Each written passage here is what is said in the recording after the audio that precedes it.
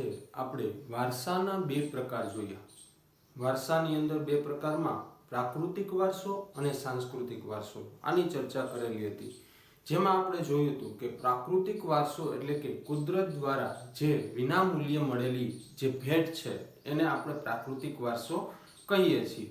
જ્યારે સાંસ્કૃતિક વારસો છે એ સાંસ્કૃતિક વારસાની અંદર છે આપણે જે આપણી પાસે ઇમારતો છે અથવા તો આપણી પાસે જમીન જાયદાદ છે અથવા તો આપણે બુદ્ધિ, કૌશલ્ય અને કલા સૂઝ દ્વારા જે કાંઈ પણ પ્રાપ્ત કર્યું છે, આપણા દ્વારા જે કાંઈ પણ નવ નિર્માણ કર્યું છે એને આપણે સાંસ્કૃતિક વારસા તરીકે ઓળખીએ છીએ।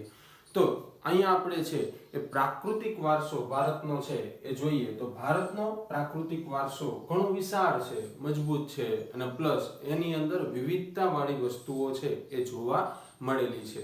જેમ કે અહીંયા આપણે જોઈએ તો પ્રકૃતિ, પર્યાવરણ અને માનવ જીવન, પ્રકૃતિ, પર્યાવરણ અને માનવ જીવન વચ્ચેના નિકટતમ એટલે કે નજીકના સંબંધોનું પરિણામ એટલે પ્રાકૃતિક વારસો છે। પ્રકૃતિ એટલે કે કુદરત દ્વારા જે કાંઈ પણ મળ્યું છે એ, પર્યાવરણ એટલે કે આપણી પાસે જે કાંઈ પણ જંગલ છે એ, અને માનવ જીવન એટલે કે આપણે જે જગ્યા ઉપર રહીએ છીએ આ ત્રણેયની વચ્ચેનું નિકટતમ એટલે કે નજીકનો જે સંબંધ છે એવા સંબંધોનું પરિણામ એટલે પ્રાકૃતિક વારસો। પ્રાકૃતિક વારસો છે એ કુદરતની ભેટ છે। કોની છે? કુદરતની ભેટ છે કે જે આપણને છે વિનામૂલ્યે આપવામાં આવેલી છે। ત્યાર પછી ભારતનો પ્રાકૃતિક વારસો છે એ વિશિષ્ટ અને વૈવિધ્યસભર છે। વિશિષ્ટ એટલે કે વિવિધતાવાળો અને વૈવિધ્યસભર છે એટલે કે આ વારસાની અંદર છે અલગ અલગ ઘણી બધી વસ્તુઓ છે એ આપણને આપવામાં આવી છે। જેમ કે ઊંચા પર્વતો છે, નદીઓ છે, ઝરણાઓ છે, સાગરો છે, લાંબા દરિયા કિનારાઓ છે, વિશાળ ફળદ્રુપ મેદાનો છે અને એની અંદર ખીણ પ્રદેશો છે અને રણ પ્રદેશોનો સમાવેશ છે એમાં કરવામાં આવ્યો છે। એનાથી આગળ જોઈએ તો તથા વૃક્ષો, વનસ્પતિ, જીવજંતુઓ, ઋતુઓ, પશુ પક્ષી, પ્રાણીઓ તથા વૈવિધ્યપૂર્ણ એટલે કે વિવિધતાવાળા ભૂમિ દ્રશ્યો એટલે કે લેન્ડસ્કેપ, જે આપણી જમીન છે ઊંચી નીચી છે, નાના મોટા પર્વતો છે, ખડકાળ પ્રદેશો છે એનાથી આગળ જોઈએ વિવિધ પ્રકારના ખડકો અને ખનિજોનો સમાવેશ છે એ કરવામાં આવ્યો છે। આપણે સૌ પ્રકૃતિના એટલે કે આપણે કુદરતે જે કાંઈ પણ આપ્યું છે એના સંતાનો છીએ। જો એ છે તો આપણે છીએ તો પ્રકૃતિ છે એ નિશ્ચિત નથી, પણ પ્રકૃતિ છે તો માનવ જીવન શક્ય છે। આપણે સૌ પ્રકૃતિના સંતાન છીએ અને પ્રકૃતિ આપણી આહાર, પાણી, શુદ્ધ વાયુ તેમજ નિવાસ જેવી લગભગ બધી જ આવશ્યકતાઓ માટે સુંદર જાણે કે વ્યવસ્થા કરી હોય એવું આપણને અહીંયા જોવા મળેલું છે। તો પ્રાકૃતિક વારસો છે એ આપણો વિશિષ્ટ અને વૈવિધ્યસભર છે, કંઈક અલગતાવાળો છે અને માત્ર ને માત્ર છે ભારતની અંદર છે આવી વિવિધતાઓ છે એ જોવા મળી હોય એવું અહીંયા લાગે છે। પ્રકૃતિ સાથેના સંબંધ શ્રદ્ધાપૂર્વક હોવાના ઉદાહરણો છે એ આપણને પંચતંત્રની વાર્તા અને બૌદ્ધ ધર્મની જાતક કથાઓમાં પણ જોવા મળે છે। એનાથી આગળ જોઈએ તો આપણા લોક સંગીત અને શાસ્ત્રીય સંગીત, લોક સંગીત અને શાસ્ત્રીય સંગીતમાં ઋતુઓ અને પ્રકૃતિ સાથેનો સંબંધ છે એ પણ જોવા મળેલો છે। ત્યાર પછી આગળ જોઈએ આપણા ગીતો છે, તહેવારો છે, કવિતાઓ છે અને ચિત્રોમાં પ્રકૃતિ અને ઋતુ ચક્રનું નિરૂપણ છે એ પણ જોવા મળેલું છે।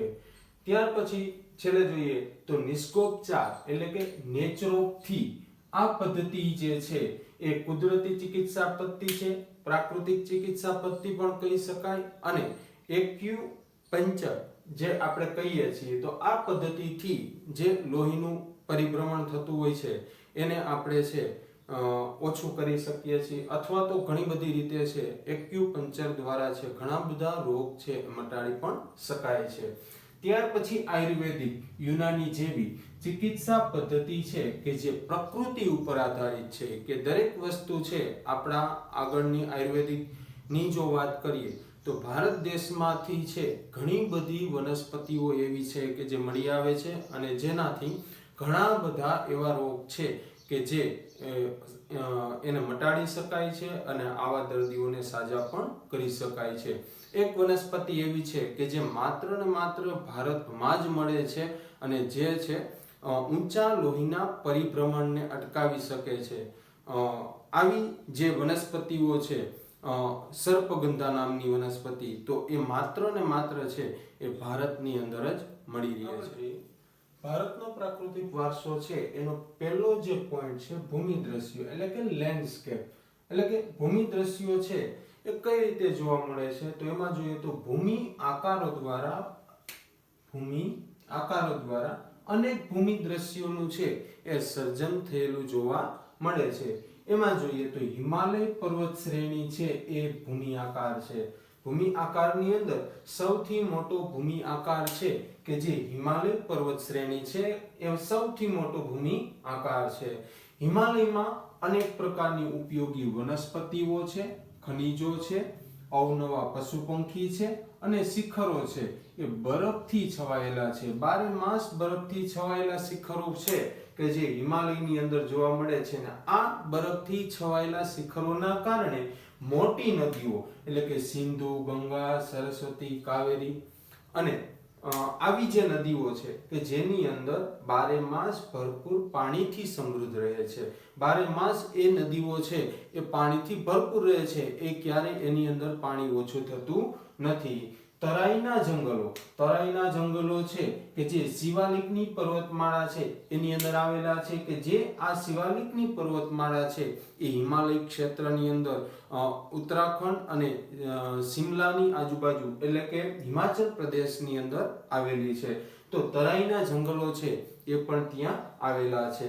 હવે હિમાલયની અંદર કે જે ધાર્મિક સ્થળોની વાત કરીએ તો અમરનાથ છે, બદ્રીનાથ છે, કેદારનાથ જેવા યાત્રાના સ્થળો અને નંદાદેવી કે જે ભારતની અંદર બીજા નંબરનું સૌથી મોટું શિખર છે. તો નંદાદેવી જેવા શિખરો છે એ પણ અહીંયા હિમાલયની પર્વત શ્રેણીની અંદર આવેલા છે. આવી રીતે જોઈએ તો હિમાલયનું જે મહત્વ છે એ ઘણું વિશાળ મહત્વ છે એ આવા કારણોસર છે એ રહેલું છે.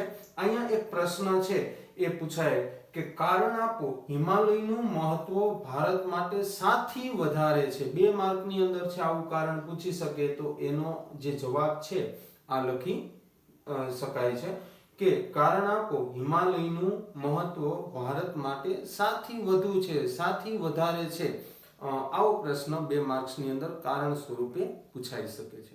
વિદ્યાર્થી મિત્રો, ભારતના પ્રાકૃતિક વારસાની અંદર છે આપણે એક ટોપિકની ચર્ચા કરી ભૂમિ દ્રશ્યો, લેન્ડસ્કેપ. ત્યાર પછી હવે બીજા પોઈન્ટની ચર્ચા કરીએ નદીઓ. 2 માર્ક્સનો મોસ્ટ આઈએમપી પ્રશ્ન છે આની અંદરથી પૂછાય છે કે આપણે નદીને લોકમાતાનું બહુમાન શા માટે આપવામાં આવ્યું છે, અથવા તો બીજી રીતે પૂછાય કે ભારતમાં નદીને લોકમાતાનું બહુમાન શા માટે આપ્યું છે. તો આવો 2 માર્કનો મોસ્ટ આઈએમપી પ્રશ્ન છે એ નદીઓનો છે પૂછાય છે. એની ચર્ચા કરીએ. પ્રાચીન કાળથી જ નદીઓ છે એ પ્રાકૃતિક માર્ગ પૂરો પાડતી રહી છે. પ્રાકૃતિક માર્ગ એટલે કે કુદરતી માર્ગ છે એ પૂરો પાડતી રહી છે. એક જગ્યાએથી બીજી જગ્યા સુધી જે કાંઈ પણ વસ્તુ છે લઈ આવવા અને લઈ જવામાં છે એ પહેલેથી નદીઓ છે એ સહાયરૂપ છે એ બનેલી હતી. આગળ જોઈએ ભારતીય સંસ્કૃતિ સિંધુ અને રાવી નદીના કિનારે પાલન અને પોષણ પામી છે. ભારતીય સંસ્કૃતિનો ઇતિહાસ જોઈએ તો સિંધુકાલીન સભ્યતા આપણે આગળના ટોપિકની અંદર ચર્ચા કરી હતી કે ભાઈ ભારતનો ઇતિહાસ છે એ હડપ્પીય સંસ્કૃતિ જે છે અહીંયાથી શરૂઆત થાય છે, મોહેંજો-દારો સંસ્કૃતિ છે અહીંયાથી શરૂઆત થાય છે. તો આ સંસ્કૃતિનો ઉદ્ભવ અને વિકાસ છે એ સિંધુ નદીના કિનારે થયેલો છે. તો ભારતીય સંસ્કૃતિ છે એ સિંધુ અને રાવી નદીના કિનારે પાલન અને પોષણ પામેલી છે. બીજી ઘણી બધી નદીઓ છે એની વાત કરીએ તો સિંધુ, ગંગા, યમુના, સરસ્વતી, નર્મદા, કૃષ્ણા, કાવેરી વગેરે જેવી લગભગ બધી જ નદીઓ એ છે ભારતના લોક જીવન ઉપર છે પ્રગાઢ એટલે કે ઊંડી અસરો છે એ ઉપજાવેલી છે અને એની અંદર છે આપણને પીવાનું પાણી આપે છે આ નદીઓ, વપરાશનું પાણી આપે છે, સિંચાઈ માટેનું પાણી આપે છે, એના દ્વારા આપણને વીજળી મળે છે, ખેતી માટે પણ ઉપયોગી છે અને જળમાર્ગ માટે પણ એ ઉપયોગી છે. તો આવી નદીઓને છે એ મહત્વની નદીઓ તરીકે છે અગ્રીમ સ્થાન છે એ આપવામાં આવ્યું છે. એનાથી આગળ જોઈએ એમાં તો એના દ્વારા છે આપણે પાણી દ્વારા માટીના વાસણો બનાવીએ છીએ, મકાનો બનાવીએ છીએ, લીપણ કરીએ છીએ. લીપણ એટલે શું કે પહેલાના સમયની અંદર જ્યારે સિમેન્ટ કોન્ક્રીટનો ઉપયોગ ન થતો એવા સમય દરમિયાન જે કાચા મકાનો છે એ માટી, ગોબર અને બીજી એવી વસ્તુ ભેગી કરી અને એના દ્વારા છે એક લીપણ તૈયાર કરવામાં આવતું અને એ ધાબાની અંદર પ્લસ સાઈડ દિવાલોની અંદર છે કરવામાં આવતું હતું. તો લીપણ તથા ઉદ્યોગોના વિકાસ માટે પણ સૌથી મહત્વનું છે કે ઉદ્યોગો જે છે એની અંદર પાણી વગર છે ચલાવી શકાય નહીં. તો ઉદ્યોગોના વિકાસ માટે પણ છે એ પાણીના ઉપયોગની વાત કરીએ તો નદીઓ ઉપર જ છે એ આધાર રાખવો પડતો હતો. તો આમ કહી શકીએ કે નદીઓએ ભારતીય પ્રજાને સમૃદ્ધ બનાવી છે. ભારતીય પ્રજાને સમૃદ્ધ બનાવવામાં છે કોઈ ફાળો છે અગત્યનો જોઈએ તો નદીઓ છે કે એના દ્વારા છે ભારતીય પ્રજા જીવનને સમૃદ્ધિ મળેલી છે. પ્રાચીન કાળથી જ નદી કિનારાના ઉષા અને સંધ્યા, ઉષા એટલે કે સૂર્ય જ્યારે ઉદય થાય છે એ સમય દરમિયાન અને સંધ્યા એટલે કે સૂર્ય આથમે છે એ સમય દરમિયાન ઉષા અને સંધ્યાના વિવિધ ભૂમિ દ્રશ્યો દ્વારા છે ભરપૂર સૌંદર્ય, કલાસૂઝ અને કૌશલ્યનો વિકાસ પણ પ્રાકૃતિક વારસામાંથી આપણને મળ્યો છે. માટે આપણે કહી શકીએ છીએ કે આપણે નદીને લોકમાતાનું બહુમાન આપ્યું છે. અહીંયા જે મેં તમને હમણાં આગળ પ્રશ્ન કીધો કે નદીઓને લોકમાતાનું બહુમાન શા માટે આપવામાં આવ્યું છે સમજાવો. 2 માર્કનો મોસ્ટ આઈએમપી પ્રશ્ન છે, નોટ કરી લેજો અને બોર્ડની અંદર પૂછાવા લાયક પ્રશ્ન છે. વિદ્યાર્થી મિત્રો, હવે આપણે આગળના ટોપિકની ચર્ચા કરીએ વનસ્પતિ જીવન કે ભારતની અંદર વનસ્પતિ જીવન કેવું છે. તો વનસ્પતિ જીવન જોવા માટે જોઈએ તો ભારતની પ્રજા છે કે જે આદિ સમયથી, આદિ એટલે કે જૂના સમયથી પર્યાવરણ પ્રેમી રહી છે. આવું આપણને શેના દ્વારા જાણવા મળ્યું છે કે આદિ સમયથી પર્યાવરણ પ્રેમી રહી છે. તો ભારતીય પ્રજાની અંદર એ સમયનો વૃક્ષ પ્રેમ છે, પુષ્પ પ્રેમ છે અને છોડવાઓ પ્રત્યેનો આદર છે એ સૂચવવામાં આવ્યો છે. ત્યાર પછી આગળ જોઈએ તો માણસ, પ્રાણી, પશુ, પક્ષીના આહાર માટે, આહાર એટલે કે એના ભોજન માટે છે એને વનસ્પતિનો આધાર છે રાખવો પડે છે. કેનો આધાર રાખવો પડે છે? વનસ્પતિ પર આધારિત રહેવું પડે છે.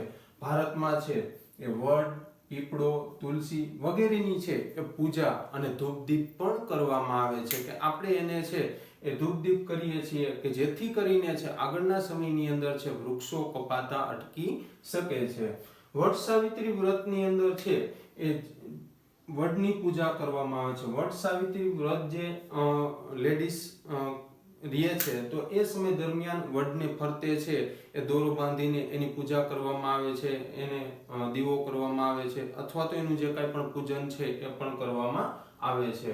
ત્યાર પછી આગળ જોઈએ અનાજ, કઠોળ, તેલીબિયાના છોડ, ધન ધાન્યથી લહેરાતા ખેતરો, વન સમૃદ્ધિથી ભરેલા જંગલો અને ઔષધિઓ માટે ઉપયોગી એવા આપણા અતિ પ્રાચીન કાળથી એટલે કે જૂના સમયથી જીવનને સમૃદ્ધ બનાવ્યું છે. પહેલેથી જ આપણને આ બધું કુદરત દ્વારા છે એ પ્રાપ્ત થયેલું છે. વિવિધ પ્રકારની ઔષધિઓની અંદર છે આપણી પાસે હરડે, આમળા, બેહડા, કુંવરપાઠું, અરડુસી અને લીમડા જેવી ઔષધિઓ છે. વિવિધ પ્રકારની ઔષધિઓ આપણને મળેલી છે અને પ્લસ એનાથી આગળ જોઈએ પુષ્પોમાં તો મોગરો, ગુલાબ, કમળ, ડમરો, સૂરજમુખી, નિશિગંધા, જુઈ, ચંપો વગેરે પ્રકારના પુષ્પોએ છે ભારતીય પ્રજા જીવનને ખૂબ સુંદર, નિરામય અને સમૃદ્ધ છે એ બનાવેલું છે. આમ ભારતના સામાજિક અને ધાર્મિક જીવન ઉપર, સામાજિક એટલે કે આપણે જે સમાજમાં રહીએ છીએ એને, ધાર્મિક જીવન એટલે આપણે જે શૈલીમાં જોડાયેલા છીએ એના ઉપર વનસ્પતિનો જે પ્રભાવ છે કે છોડવાઓનો જે પ્રભાવ છે એ અસરકારક પ્રભાવ છે એ રહ્યો છે એવું આના દ્વારા છે આપણને જાણવા મળે છે. તો વનસ્પતિ જીવન દ્વારા છે એ આપણા જીવનની અંદર છે એનો શું પ્રભાવ રહ્યો છે એ આપણે અહીંયા જોયું કે આપણે એનાથી છે અહીંયા જીવિત છીએ અથવા તો એનાથી આપણે સારું જીવન છે એ ગાળી શકીએ છીએ. વિદ્યાર્થી મિત્રો, આપણે હવે ભારતના પ્રાકૃતિક વારસાની અંદર છે છેલ્લા ટોપિકની ચર્ચા કરીએ, વન્યજીવ, વાઇલ્ડ લાઈફ. જેમાં અલગ અલગ પ્રકારના ભારતની અંદર છે વન્યજીવો જોવા મળે છે એની ચર્ચા કરીએ. જેમ કે ભારત છે એ પ્રકૃતિ પ્રેમી હોવાની સાથે સાથે છે એ પ્રાણી પ્રેમી સંસ્કૃતિ ધરાવતો દેશ છે. પ્રાણી પ્રેમી એટલે કે વિવિધ પ્રકારના પ્રાણીઓ છે, જેમાં પાલતુ પ્રાણીઓ, જંગલી પ્રાણીઓ જે જંગલોમાં રહે છે જંગલી પ્રાણી કહીએ છીએ, અને આપણે ઘરે જેને રાખીએ છીએ જે દુધાળા પ્રાણીઓ છે એવા પ્રાણીઓ, અથવા તો કામની અંદર ઉપયોગમાં આવતા હોય એ પ્રકારના પ્રાણીઓ છે કે જે પાલતુ પ્રાણી તરીકે ઓળખીએ છીએ. તો આવા પ્રાણી પ્રેમી સંસ્કૃતિ ધરાવતા દેશની અંદર છે આવા પશુઓ છે એ જોવા મળે છે. આગળ જોઈએ કે ભારતની અંદર છે એ કયા કયા પ્રકારના પ્રાણીઓ જોવા મળ્યા છે. તો ભાઈ વાઘ છે, સિંહ છે, હાથી છે, ગેંડો, રીંછ, શિયાળ, સાબર, રોજ, સસલા, અજગર, નાગ, ઘો, સાહુડી વગેરે પ્રકારના વિવિધ પ્રાણીઓ છે કે જે ભારતની અંદર જોવા મળે છે. અહીંયા જોઈએ તો વિશ્વમાં એશિયાઈ સિંહ છે એ માત્ર ને માત્ર વિશ્વમાં એશિયાઈ સિંહ માત્ર ને માત્ર છે ગુજરાતના ગીર જંગલમાં જ જોવા મળે છે, બીજી કોઈ જગ્યા ઉપર છે જોવા મળતું નથી. અને આ ખાસ એક વાત યાદ કરીએ કે ભારત દેશની અંદર છે વિવિધ પ્રકારના જે કોઈ જગ્યા ઉપર જોવા મળતા હોય એવા પ્રાણીઓ છે એ માત્ર ને માત્ર ભારતની અંદર, જેમ કે વાઘ, સિંહ, એક સિંગી ગેંડો છે કે જે આ પ્રકારના પ્રાણીઓ છે કે જે ભારતની અંદર જોવા મળે છે. જેમાં ગુજરાતની અંદર એશિયાઈ સિંહ જે કહીએ છીએ તો માત્ર ગીર જંગલમાં જોવા મળે છે. બેંગાલ ટાઈગર જે વાઘની 8 પ્રજાતિ છે એમાંનો એક છે એ પણ ભારતની અંદર જોવા મળે છે. તો આ પ્રકારના પ્રાણીઓ છે એ ભારતમાં છે. તો આપણી ધાર્મિક માન્યતાઓ અનુસાર છે ઘણા બધા પ્રાણીઓને, જેમ કે વાઘ, મોર, મગર અને ગરુડ, કે જેમને દેવી દેવતાઓના પ્રાણી તરીકે સ્થાન છે એ આપવામાં આવ્યું છે, જેથી કરીને એના ઉપરનો જે કંઈ પણ શિકાર થતો હતો એ અહીંયા છે એ ઓછો થઈ શકે છે, અને શિકારી જે પ્રવૃત્તિઓ છે એ બંધ થઈ શકે. કેમ કે દેવી દેવતાના વાહન તરીકે જે સ્થાન મળ્યું છે તો એ પ્રાણીનો ક્યારે શિકાર ન થાય એવી આપણી માન્યતાઓ છે અહીંયા સાકાર પણ થયેલી છે. આપણી જે રાષ્ટ્રીય મુદ્રા છે એની અંદર 4 સિંહ, ઘોડો તથા બળદની જે આકૃતિ છે એ મૂકીને આનું જે મૂલ્ય છે એને આંકવામાં આવ્યું છે. વન્યજીવોની રક્ષા માટે છે એ અભયારણ્યો બનાવવામાં આવ્યા છે કે જે પ્રાણીઓ છે એ નામશેષ થઈ ગયા હોય, તો નામશેષ થવાના આરે હોય, અથવા તો અમુક સમયની અંદર છે એ પ્રાણીઓ નષ્ટ થવાના હોય એના માટે અભયારણ્યો બનાવી તેમના જીવનની સુરક્ષા માટે એના દરેક પ્રકારની જે કંઈ પણ જરૂરિયાતો છે એ જરૂરિયાતોને પૂરી કરવા માટે છે એ અભયારણ્યની અંદર જે કાંઈ પણ કામ કરનાર જે સ્ટાફ છે એ એના કાયદા દ્વારા છે એને રક્ષણ છે એ પૂરું પાડેલું છે.